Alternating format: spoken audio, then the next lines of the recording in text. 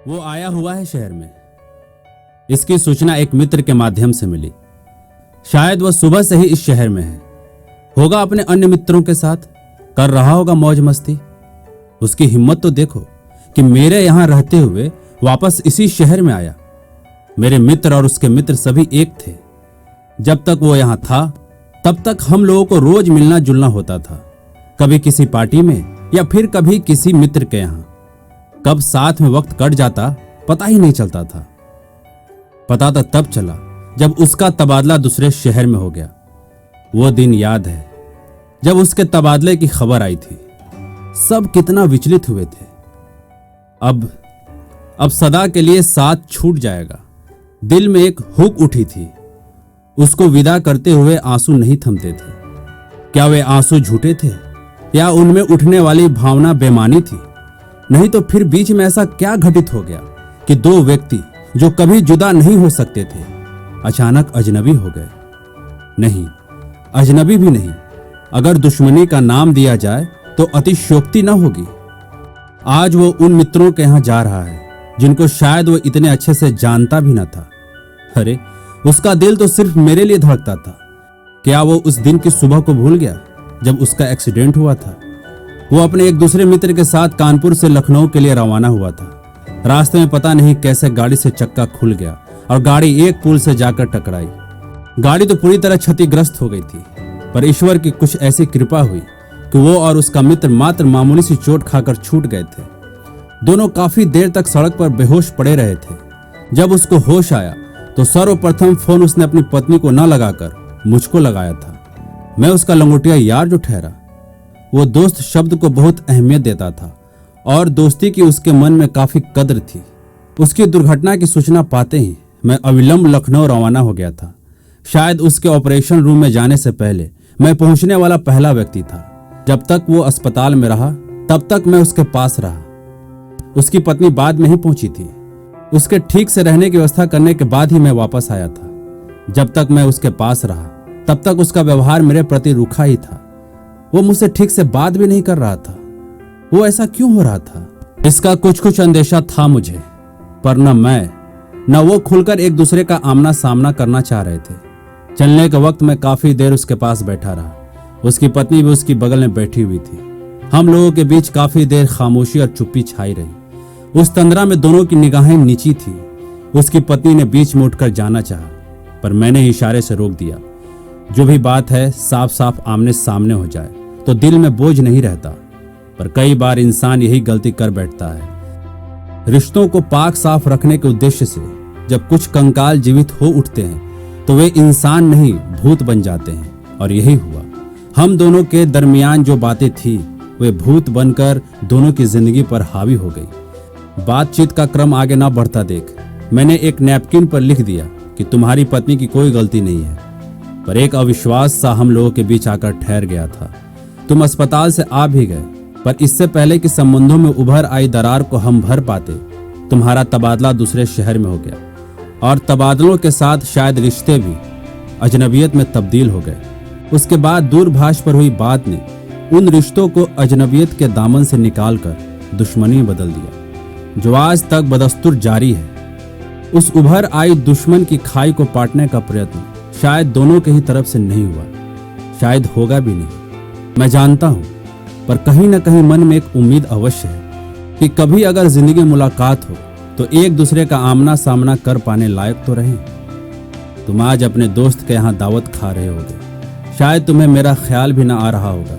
अच्छा है, क्योंकि दुख विचारों से ही होता है। तुम मेरे दोस्त हो और दोस्त ही रहोगे, पर तुमने ऐसा क्यों किया? तुम जिसके यहाँ खाना खा रहे हो उस दोस्त का घर मेरे पड़ोस में ही है।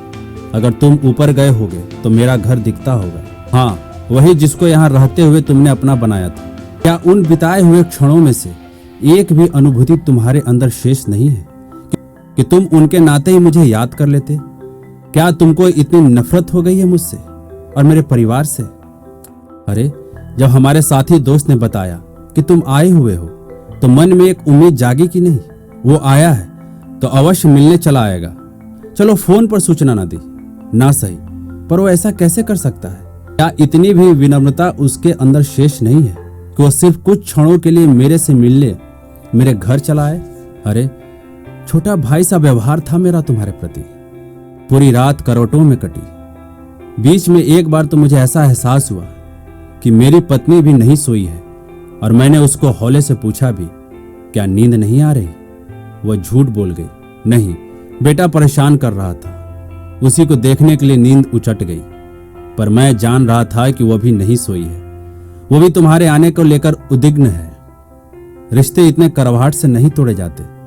पुरानी मधुरता की यादें पिरोकर उन भावनाओं को जीवित रखा जाता है। तुम्हें क्या हो गया है? तुम ऐसे न थे। अगर मेरे से भी गलती होती थी तो भी तुम तुरंत मनाने के लिए चले आते थे। फिर यह व्यवहार क्यों बदल गया?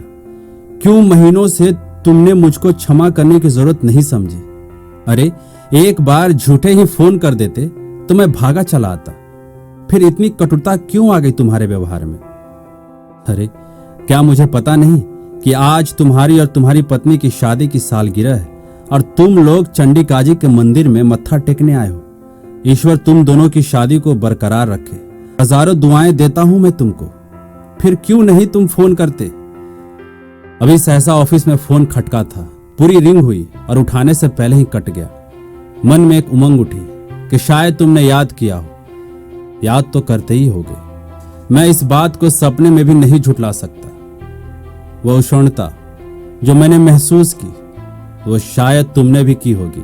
मैं अब से फोन को ही निहार रहा हूं। शायद अब बज उठे। मेरे विचारों को तुम तक पहुंचाने का कोई तो साधन हो। क्या मेरे विचार इतने निर्जीव हैं कि वातावरण में कोई भी संपदन नहीं लगा पाते? शायद कहीं मेरी भी गलती थी। मुझे ही फोन उठाकर तुम्हें लगा लेना चाहिए। अगर तुम नहीं तो मैं ही सही, पर पता नहीं मुझे क्या रोकता है। मैं भी तुमको क्यों नहीं अपना पा रहा हूं? कहां गलती हो गई? शायद उस समय कुछ वक्त का खेला था। सारे कार्य तो ये वक्त ही खेलता है। हम सब तो बस उसके हाथों की कठपुतली हैं। जब अपना नसीब बिगड़ जाता है तो एक सार होता है कि क्या गलती कर बैठे। अरे वो वक्त ही तो ऐसा था जो मुझसे सारी बातों का खुलासा करा गया। उस वक्त की कही हुई बात आज ही मेरे कानों में गूंजती है। दोस्त, तुम्हारा पारिवारिक जीवन तो बिगड़ गया, मेरा मत बर्बाद करो। और मैं प्रतिशोध की आग में जल उठा था। मैं तुम्हारा कितना अहित करना चाहता था, तुम्हारा सब कुछ बिगाड़ कर आनंद पाना चाहता था तुम्हारी बदनामी सब तरफ हो, पर नहीं कर पाया। और कुछ हिम्मत मेरी पत्नी ने तोड़ दी। बोली, बीती को बिसार दो, जो हो चुका सो हो चुका, खाक डालो। और वाकई अगर बातों और चीजों से उभरी बातों पर खाक डाल दो तो वे दब जाती हैं। उजागर करने से नासूर बन जीवन को बर्बाद कर देती है। और यही हुआ। हमारी जाती जिंदगी में वे बातें एक ताज़ा नासूर बनकर फट पड़ी, जिसके बहने का प्रवाह अभी जारी है। भगवान ही जाने ये प्रवाह कब जाकर रुकेगा, पर भगवान से प्रार्थना है कि रुक जाए। मैं इतना भी जानता हूं कि चाह कर भी हमारे संबंध अब पहले जैसा मधुर नहीं हो पाएंगे। कितने दुख की बात है कि एक छोटी सी जिंदगी में इतने बड़े जख्म ले लिए जो कहीं अंदर तक सीने में टीस पहुंचाते हैं, रह रहकर दर्द का एहसास करा जाते हैं। आज के दिन तुम अपने अन्य मित्रों के साथ सालगिरह का आनंद ले रहे होगे और मैं यहाँ ठंडे जाम पर अपना दुख भुला रहा हूँ। तुम आए ही क्यों?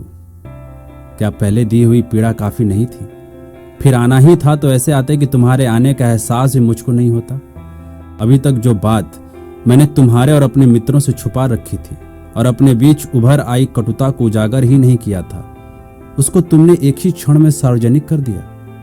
शायद ये तुम्हारा बदला लेने का कोई तरीका होगा। इस भावना के तहत तुम मित्रों के बीच मेरी बात खराब कर गए। पर ए मेरे दोस्त, क्या तुमने सोचा है कि अगर मैं उनके बीच अपना पक्ष रखूंगा तो तुम्हारी क्या इज्जत रह जाएगी? तुम अब क्यों मेरी इज्जत का फालूदा बनाना चाहते हो? अरे ये तो आपस की बात थी, इसको आपस में ही रखते। बाहर उजागर करके तुम्हें क्या मिला? शायद अहम की संतुष्टि? नहीं, मैं नहीं मान सकता कि तुम सपने में भी मेरे दुश्मन होगे। ऐसा सोचना या प्रतीत होना बेमानी है, क्योंकि जो कुछ भी हमारे बीच घटित हुआ वो संवाद से ऊपर है। उनको शब्द नहीं दिए जा सकते। पर ए मेरे दोस्त, आज भी एक इच्छा है कि तुम मेरे सामने आओ, मेरे ऊपर शारीरिक प्रहार करो। अगर उस अपमान से तुम्हारे अंदर भभक रही ज्वाला शांत हो सकती है तो उसको भी अंजाम दे दो। पर ऐसा मौन पीड़ादायक है। ये मौन मेरी आत्मा के ऊपर एक बोझ है। ये मौन एक चिता के समान है जो जीते जी मेरी आत्मा रूपी विभीषिका को निगल रही है। अगर तुमने मुझे माफ नहीं किया तो मैं सर्वदा के लिए मौन रख लूंगा। इस बोझ को लेकर जीवन में चल पाना अब नामुमकिन है। यह जीवन कभी कभी व्यर्थ प्रतीत होता है।